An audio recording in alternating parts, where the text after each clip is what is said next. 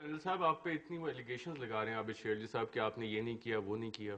میں نے تو کوئی ایلیگیشن نہیں سنی، لیکن بات جو آپ کر رہے تھے اس کے ساتھ انہوں نے تقریباً جو میں نے سنا ہے کم از کم اگری کیا ہے کہ بالکل لوکل گورنمنٹ کے الیکشنز ہونے چاہیے، آئین کے مطابق ہونے چاہیے، اور اس میں ہماری کوئی دوسری رائے نہیں ہے. ہم بھی اگری کرتے ہیں جو یہ کہہ رہے ہیں، لیکن افسوس کی بات یہ صرف میں کہہ رہا ہوں، ٹھیک ہے ان کے پاس مینڈیٹ ہے، اس میں کوئی اختلاف نہیں ہے، جو بھی یہ بہتر سمجھتے ہیں آئین کے مطابق یہ اپنا قانون بنائیں.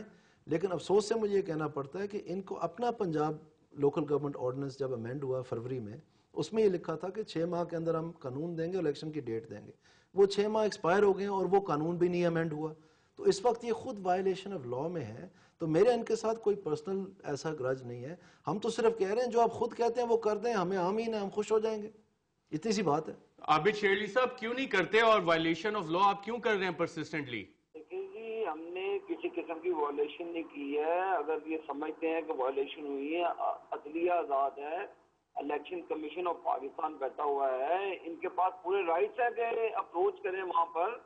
اگر آپ پیچھے 2 4 5 ماہ پہلے چلے جائیں کہ جس دہشت گردی کے واقعات سے پاکستان گزر رہا تھا، جو حالات تھے، اس کے باوجود ہم دیکھیں اس میں ہم نے یہ کبھی بھی نہیں کہا کہ ہم لوکل گورنمنٹ کے الیکشن نہیں کروانا چاہتے.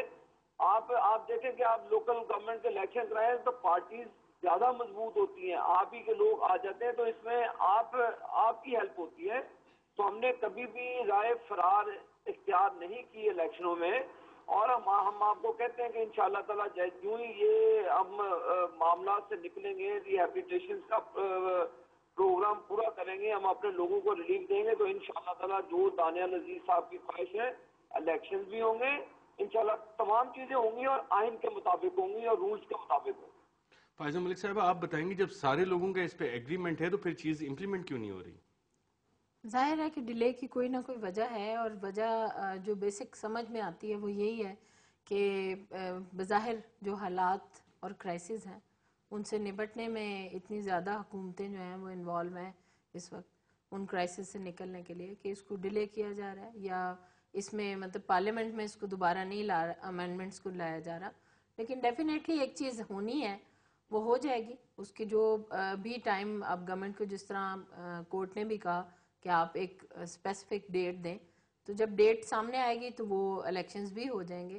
لیکن جو ناگہانی آفات ہیں، جس طرح اب سیلاب کی اس وقت کرائسس چل رہے ہیں، اس میں بھی آپ کے سامنے یہ ساری سچویشن ہے.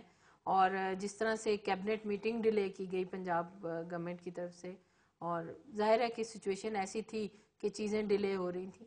میں سمجھتی ہوں کہ ایک آنے والا جو ٹائم ہے 1-2 مہینے، اگر ہم یہ سیلاب کے کرائسس کو بہتر طریقے سے ہینڈل کر پائے تو الیکشنز بھی پراپر سیلاب ٹائم کی پہ ہو جائیں گے. آفٹر افیکٹ سے نمٹنے کے لیے شاید ہمیں 5 سال مزید لگیں. عابد شیرجی صاحب آپ کا پروگرام رپورٹر میں شرکت کا شکریہ.